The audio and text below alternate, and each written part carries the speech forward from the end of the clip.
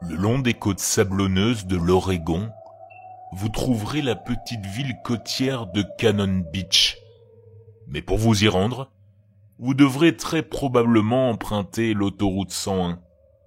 C'est une route apparemment normale pendant la journée, mais si l'on en croit les légendes, la nuit, un fantôme ressemblant à une momie patrouille sur l'autoroute, dans une quête, la recherche de victimes. Je vais vous raconter la légende du Bandage Man, ou l'homme au bandage. Pendant la Seconde Guerre mondiale, les scieries de l'Oregon ont vu leur production augmenter en raison du boom de la construction dû à la pénurie de main-d'œuvre. Les hommes et les femmes travaillant dans les scieries se dépêchant d'accomplir leurs tâches. Il n'était donc pas surprenant que le nombre d'accidents ait grimpé en flèche. Un jour, après une pluie torrentielle, un bûcheron a glissé sur l'une des lames de scie, ce qui lui a laissé de profondes entailles sur le corps. Ses collègues n'ont pas tardé à faire venir une ambulance et, au vu de la gravité des coupures, les médecins ont enveloppé tout son corps dans des bandages.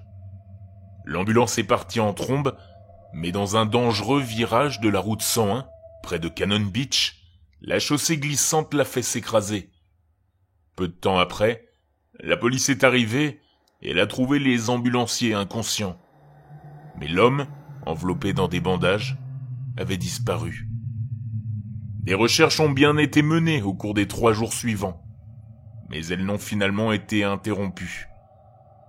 Aucun rapport n'indique qu'il s'est rendu dans un hôpital, aucune observation n'est faite, et nombreux sont ceux qui pensent qu'en raison de ses blessures, ce cadavre sera retrouvé assez vite un jour ou l'autre. Pourtant, la seule chose qu'on ait retrouvée, c'est un petit morceau de bandage ensanglanté.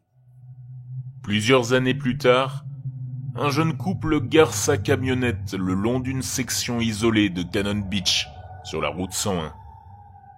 Tard, dans la nuit.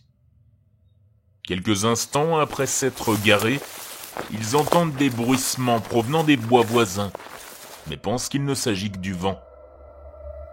Une odeur de chair en décomposition les envahit, alors que le camion tremble, comme si quelqu'un était monté à l'arrière.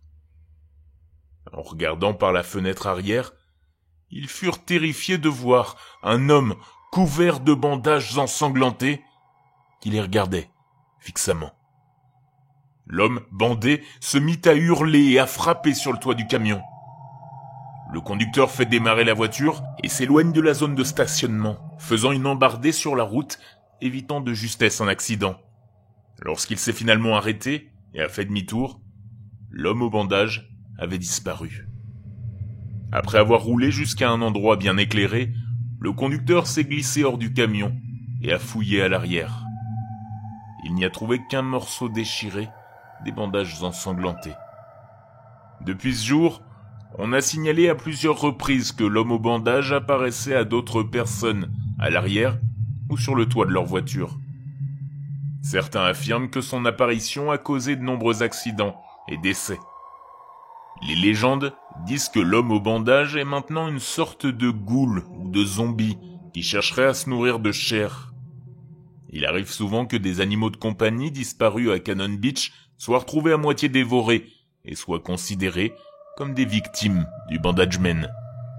D'autres disent qu'il est devenu une sorte de fantôme qui erre le long de la Highway 101 et de Cannon Beach, son esprit étant à jamais lié à l'endroit où il est mort.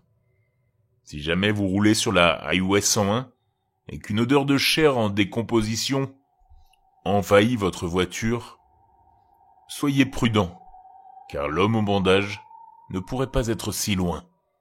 Bon, on a parlé de la légende, mais bien que celle-ci ait perduré pendant les 70 dernières années, il n'y a pas beaucoup de variantes. En général, la variation vient de la décennie au cours de laquelle l'accident se serait produit, mais il s'agit presque toujours des années 30, 40 ou 50. En ce qui concerne l'origine du personnage, la plus courante est l'accident de la scierie, mais quelques sources que j'ai trouvées affirment qu'il s'agissait d'un électricien ou d'un pompier. Quoi qu'il en soit, cet homme anonyme a été blessé et impliqué dans un accident d'ambulance.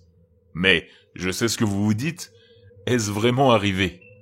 Eh bien, il ne semble pas que la légende de l'homme au bandage soit basée sur une personne réelle, mais plutôt sur l'environnement social et la peur bien réelle d'une route très dangereuse. En 74, Debbie Gentling, étudiante à l'université de l'Oregon, dans le cadre du programme de folklore, a rédigé un document de recherche intitulé The Bandage Man, A Cannon Beach Legend, ou la légende de Cannon Beach. Dans cet article, Gentling évoque qu'on ne connaît pas l'origine exacte de cette légende urbaine. En parcourant les journaux des années 30 aux années 60, aucun rapport fait état de la disparition d'un homme dans une ambulance accidentée. En revanche, on retrouve des dizaines d'articles sur des accidents survenus le long de la route 101, ayant fait de nombreux morts et blessés. Un article datant de 1954 qualifie une partie de la route 101 de couloir de la mort. Comme les légendes de Riverdale Road, une autre route supposée hantée avec des dizaines d'accidents, il est tout à fait possible que la légende ait été créée en raison des multiples décès survenus dans la région, afin de les expliquer. À l'époque, la route 101 était également connue pour être extrêmement dangereuse en raison de ses nombreux virages étroits et de sa propension à être inondée lors des tempêtes de pluie. Au milieu des années 50 et au début des années 60, des modifications ont été apportées à la route 101, notamment l'élargissement de celle-ci et la suppression des zones dangereuses, ce qui a permis de réduire considérablement le taux d'accidents. Mais à cette époque, la légende de l'homme au bandage, qui serait à l'origine de certains accidents, s'était déjà répandue, trop tard. Peut-être que cette légende a pris de l'ampleur pour servir d'avertissement aux conducteurs et aux adolescents qui roulaient la nuit le long de cette route. La dernière pièce du puzzle, ce sont les bandages. Pour cela, je pense que la réponse se trouve à Hollywood. La construction de l'autoroute 101 s'est achevée en 1926, et 6 ans plus tard, Universal Pictures sortait La Momie avec Boris Karloff. Bien que le succès ait été modeste, entre 1940 et 1944, période pendant laquelle la légende de l'homme au bandage s'est répandue, Universal Pictures a sorti 4 autres films consacrés à la momie. Je pense que l'on peut affirmer sans risque de se tromper que la notoriété d'un monstre ressemblant à la momie a contribué à répandre la légende de l'homme au bandage. Une légende qui a également pris de l'ampleur en raison des dangers de la route que le monstre était censé hanter. Ainsi, même si on ne peut pas affirmer avec certitude que c'est de cette manière que la légende de l'homme au bandage a commencé, on peut quand même dire que la légende ne s'est jamais produite.